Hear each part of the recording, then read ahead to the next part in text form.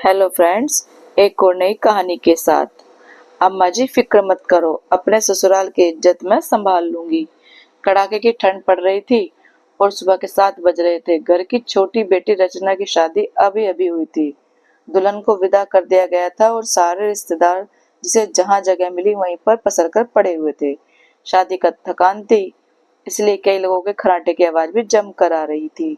ऐसा लग रहा था कि खर्राटों का कंपटीशन चल रहा हो। जबकि घर के बुजुर्ग और रिश्तेदार महिलाएं रजाई में दुबकी हुई चाय की चुस्कियों के साथ आपस में बतिया रही थी। जिन्हें कल रात तक ठंड नहीं लग रही थी और बन ठन कर इधर उधर घूम रही थी, वो सारी लड़कियां रजाई में घुसी हुई थी। कोई देखकर पहचान नहीं सकता था कि रात को जो चमकते दमकते चेहरे थे वो यही लोग थे। और दूसरी तरफ घर की दोनों बहुएं करुणा और सावित्री दौड़ दौड़ कर फरमाइशें पूरी कर रही थी। किसी को चाय चाहिए था तो किसी को गर्म पानी। जो महाराज घर में काम के लिए रखा था वो तो 8 बजे तक आएगा। तब तक बहुओं की भाग भाग कर अच्छी खासी वर्जिश हो जाती। सबको चाय देने के बाद दोनों अभी रसोई में पहुंचकर चाय पीने ही बैठी थी कि पीछे पीछे सासू माँ शिमला जी भी कप कपाती हुई रसोई में आई और बोली, अरे तुम दोनों कहाँ चाय पीने बैठ गई? अभी तो कितना काम पड़ा है। अम्मा जी बहुत जोरों की ठंड है, हाथ पैर कपकपा रहे थे तो सोचा पहले चाय पी लेते हैं, थोड़ी गर्माहट ही मिलेगी। और तुम दोनों कहाँ गर्माहट के चक्कर में बैठी हो? अभी कुछ रिश्तेदार रवाना होना शुरू कर देंगे, उससे पहले उनके लिए शगुन के लिफाफे और मिठाई के डिब्बे तैयार कर दो। और हाँ, याद रखना कोई कमी ना रहे, 3 तरह के डब्बे तैयार कर लेना। पिछली बार की तरह गलती मत करना, मुझे लोगों की बात सुनने की आदत नहीं है। 3 तरह के डिब्बे की बात सुनकर छोटी बहू सावित्री ने हैरान होकर पूछा, 3 तरह के डब्बे मतलब? तू चुप कर छोटी बहुरिया, कुछ पता तो है नहीं। बड़ी बहू से पूछ लेना, उसने तुम्हारी शादी में भी काम किया था तो उसको अच्छे से पता है, बस लापरवाही ना करे तो। कहकर शिमला जी रसोई से बाहर निकली और जाकर रसोई में दुबक कर बैठ गई।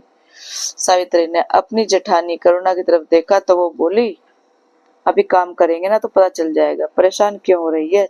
चल पहले कोठियार में चलते हैं, वहीं 3 तरह के डब्बे रखे होंगे।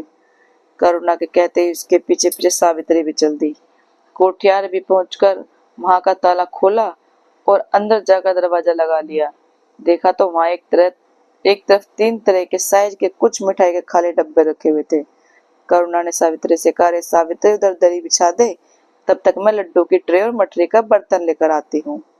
जब तक सावित्री ने दरी बिछाई तब तक करुणा लड्डू और मठरी के बर्तन लेकर आई। सावित्री बड़े उत्साह के साथ करुणा के पास आकर बैठ गई और बोली, जीजी मुझे भी बताओ कैसे क्या करना है। अरे बताती हूँ, फिक्र मत कर। पहले 2-3 डब्बे पैक कर दो ताकि तुझे समझ भी आ जाएगा। सावित्री बड़ी गौर से करुणा को काम करते हुए देखने लगी। देखा तो करुणा ने तीनों साइज के एक ही डब्बे उठाए। सबसे बड़े डब्बे में 10 लड्डू और गिनकर 10 मठरी रख दी। उससे छोटे डब्बे में 5 लड्डू और 5 मठरी। वहीं सबसे छोटे डिब्बे में 2 लड्डू और गिनती की 2 मठरी रख दी। 3 डब्बों को तैयार करने देने के बाद करुणा सावित्री से बोली, समझ में आया क्या करना है? हाँ जीजी, यह तो समझ में आया कि क्या करना है, पर अभी तक यह समझ में नहीं आया कि ऐसा क्यों करना है। ये डिब्बे तो हलवाई से कहकर भी तो पैक कराए जा सकते थे। अरे मेरी बोली देवरानी, हलवाई से कराए जा सकते हैं, पर थोड़ा सा पैसे बचाने चक्कर में अम्मा जी कराती नहीं है। हाँ यह बात तो सही है, भला कौन बहू की सहूलियत देखता है। पर एक बात बताओ जिज्जी, अम्मा जी आपको लापरवाह क्यों कहती हैं? जबकि मैं तो शुरू से देखती आई हूँ आप हर काम बहुत ही तरीके से और समय पर करती हैं। और ये 3 तरह के डब्बे क्यों? देख शादी में हर तरह के मेहमान आते हैं, कुछ खास होते हैं, कुछ से सिर्फ व्यवहार निभाना होता है। उस हिसाब से 3 डब्बे तैयार किए गए हैं। जैसे जो घर के खास रिश्तेदार हैं उन्हें बड़ा डब्बा दिया जाएगा, जो यार दोस्त हैं उन्हें दूसरे वाला डब्बा दिया जाएगा, और जो कभी कभार शक्ल दिखाते हैं ऐसे ऐसे रिश्तेदारों को छोटा डब्बा दिया जाएगा। और हमारे मायके वालों को? सावित्री ने प्रश्न भरी निगाह से करुणा की तरफ देखा तो करुणा बोली, अभी तूने सुना नहीं अम्मा जी ने क्या कहा? यही कि मैं लापरवाह हूँ, बस यही लापरवाही तो की थी मैंने। है जिज्जी, है क्या बोल रही हो? और ऐसे काहे की लापरवाही होगी तुमसे? सावित्री ने मुंह पर हाथ रखते हुए हैरानी से कहा तो करुणा ने जवाब दिया, पता है, तेरी शादी के वक्त अम्मा जी ने मेरे मायके वाले को ये छोटा सा डिब्बा मिठाई को देने के लिए कहा था, पर मैंने नहीं दिया। मुझे तो वो मिठाई का डिब्बा देते ही शर्म सी आई, इसलिए मैंने अपनी मर्जी से एक बड़ा डिब्बा मिठाई का दे दिया। फिर जिज्जी अम्मा जी नाराज नहीं हुई? नाराज? मुझसे 3-4 दिन तक बात नहीं की थी। मुझे और मेरे घर वालों को खूब कोसे जा रही थी। पता नहीं ये ससुराल वाले बहू के मायके से आता हुआ बहुत अच्छा लगता है, पर मिठाई का डब्बा तक उन्हें देना इन लोगों को बहुत सलता है। उन 3-4 दिनों में अम्मा जी ने बहुत ही जीना दुश्वार किए हुए थी। आखिर जब मैंने माफी मांगी तब जाकर शांत हुई थी। घर में किसी ने अम्मा जी को कुछ नहीं कहा? कौन क्या कहता? अम्मा जी किसी के सामने थोड़ी ना कहती हैं, वो तो पीठ पीछे टोचती रहती हैं। सबके सामने वह अच्छी वाली बनी रहेंगी, लेकिन अकेले में 10 ताने सुनाती हैं। खैर छोड़ो इन सब बातों को, फटाफट मिठाई के डिब्बे पैक करो, नहीं तो अभी अम्मा जी चिल्लाते हुए आ जाएंगी। दोनों बहुओं ने मिलकर सभी मिठाइयों के डब्बे तैयार कर दिए। अभी धीरे धीरे सभी रिश्तेदारों को विदाई और मिठाई के डब्बे अम्मा जी खुद अपने हाथों से देकर विदा कर रही थी। क्योंकि ठंड बहुत ज्यादा थी, तो खुद तो पलंग पर बैठी बैठी विदाई दे रही थी, जबकि विदाई और मिठाई के डब्बे देने के लिए सावित्री को खड़ा कर रखा था।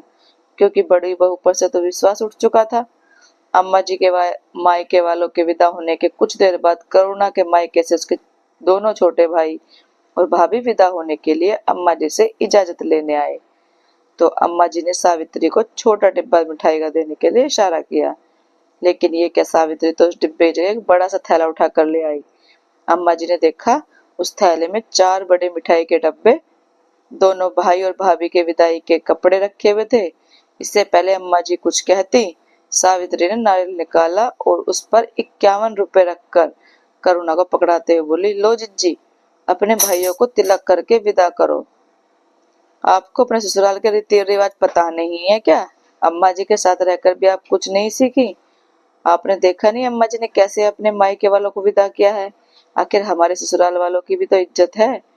अम्मा जी गुस्से से सावित्री को घूरे जा रही थी, पर अभी तो और रिश्तेदार बैठे थे, उनके आगे वो कुछ कह ना पाई। करुणा अभी भी हैरान से सावित्री की तरफ देख रही थी और सावित्री खुद की पीठ थपथपाते हुए बोले जा रही थी, अम्मा जी आप फिक्र ना करो, जिज्जी अपने रीति रिवाज भूल गई तो क्या हुआ, मैं अपने ससुराल की इज्जत संभाल के रखूंगी। मैं अपने ससुराल वालों की नाक किसी के सामने कटने नहीं दूंगी।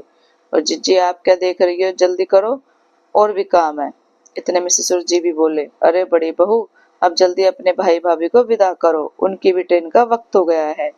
ससुर जी की बात सुनकर करुणा ने तिलक कर अपने दोनों भाई और भाभी को विदा किया। अम्मा जी कुछ कह नहीं पाई, आखिर कहती कैसे? या तो छोटी बहू खुद अपनी पीठ थपथपा रही थी, साथ ही ससुर जी भी छोटी बहू की समझदारी के कायल हो गए थे। अम्मा जी के नाक पर गुस्सा 3-4 दिन तक जरूर रहा और मन ही मन कुड़ी रहती थी कि कहाँ छोटी बहू से काम करवा लिया। पर जब देखा कि छोटी बहू इतनी बेशरम है कि सास की मनाने की कोशिश भी नहीं करी, तो अपने आप ही चुप हो गई। दोस्तों, आपको ये कहानी कैसी लगी? अच्छी लगी हो तो लाइक, कमेंट और शेयर करना, चैनल को सब्सक्राइब करना। Thank you.